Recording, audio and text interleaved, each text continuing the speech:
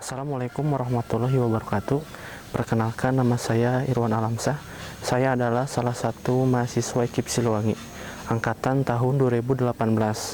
Saat ini saya akan melaksanakan KKN 2021. Agenda saat ini saya akan mengunjungi 3 keluarga. Tapi sebelum kita mengunjungi 3 keluarga, alangkah baiknya kita mempersiapkan dulu protokol kesehatan dengan menggunakan masker dan membawa hand sanitizer.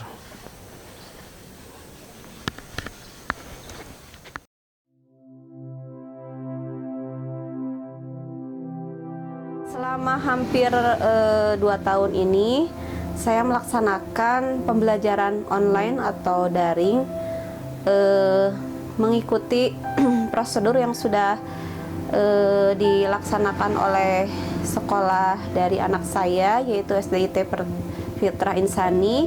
Dimulai dari pukul 7, anak saya disiapkan untuk melaksanakan ibadah harian seperti sholat duha, murojaah, dan tilawah. Nah, kemudian nanti anak saya akan membuka e-learning atau portal yang sudah disediakan oleh sekolah anak saya. Kemudian dalam sepekan 3 kali anak saya melaksanakan Zoom meeting atau Google Meet dan langsung tatap muka dengan wali kelasnya. Kemudian setelah Zoom meeting atau Google Meet selesai, anak saya mencari atau mengerjakan tugas yang diberikan oleh sekolah. Kemudian saya mendampingi dalam mengerjakan tugas anak saya, seperti itu.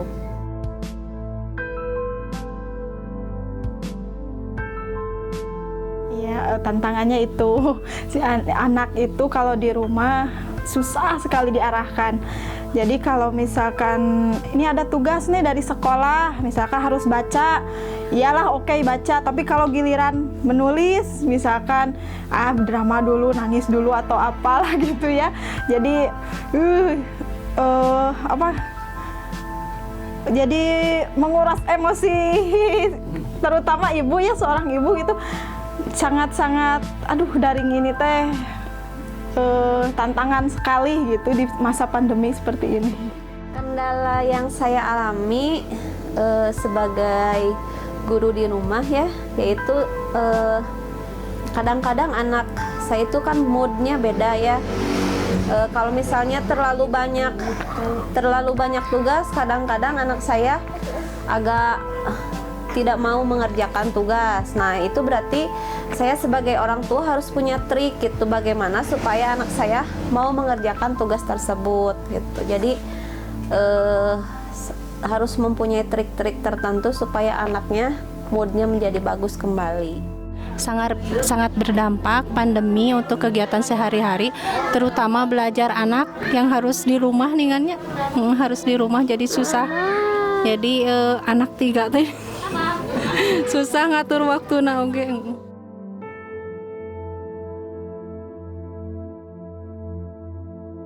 Untuk memberikan semangat supaya anak saya aktif, harus diapresiasi, harus dipuji dan diberikan semangat. Atau misalnya dikasih tahu kalau tugas ini harus dikerjakan, kalau tidak nanti tidak akan dapat nilai. Tapi yang saya rasakan itu dengan pujian. Jadi dengan pujian anak saya menjadi semangat. Kalau dengan emosi atau marah-marah, malah anak jadi moodnya tidak bagus, seperti itu. Kalau semangat belajar tiap hari, mungkin saya sebagai ibu dan juga tak lupa ya, saya sebagai ibu mengajak juga ayahnya untuk dapat memberi semangat dan motivasi untuk kedepannya, bagaimana semangat untuk belajar daring di rumah, begitu. Mungkin seperti itu. Membantu pas lagi belajar. Bila kamu aja.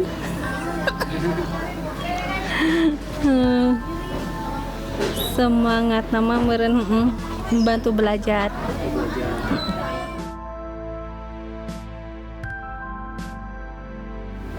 dalam menjaga kesehatan keluarga atau anak-anak dan saya sendiri, mungkin yang pertama yaitu selalu menjaga kebersihan. Misalnya anak-anak selalu mandi sehari minimal 2 kali, kemudian menjaga asupan makanan dengan memilih makanan-makanan yang bergizi. Kemudian ketika dari luar, anak-anak ataupun kami sebagai orang tua ketika sampai di rumah harus selalu membersihkan badan dan mengganti pakaian.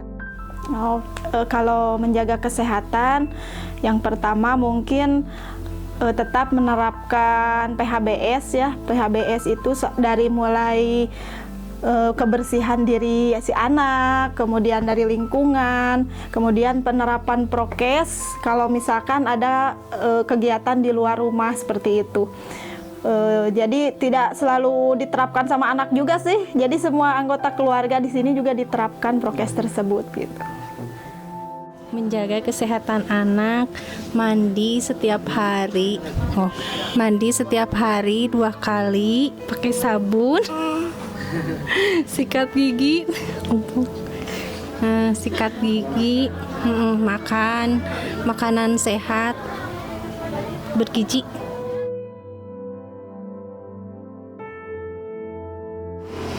Harapan saya terhadap pendidikan mungkin yang pertama yaitu sekolah itu mudah-mudahan bisa segera normal kembali seperti semula ya, bisa anak-anak bisa sekolah tatap muka langsung. Kemudian yang kedua,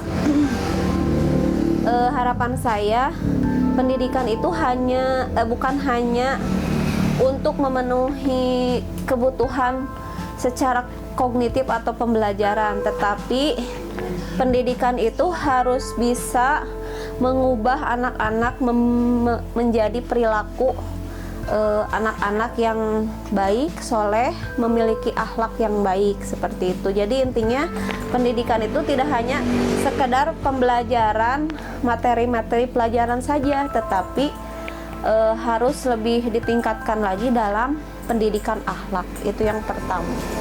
Seperti itu mungkin. Ya mudah-mudahan lah semua, mungkin bukan hanya saya saja ya, tapi mewakili semua, terutama kaum ibu-ibu. Semoga kedepannya pandemi ini segala segera tiada lah di muka bumi ini gitu. Jadi supaya anak juga bisa sekolah dan aktivitas-aktivitas yang lain juga nggak dibatasi gitu. Jadi kembali seperti dulu gitu. Mungkin seperti itu. Harapan sekolah untuk anak-anak ke depan, mudah-mudahan bisa sekolah tatap muka, bisa tatap muka. Kalau dibandingkan online dengan tatap muka, lebih baik pilih yang mana? Ya pilih tatap muka daripada online mah susah dah di rumah.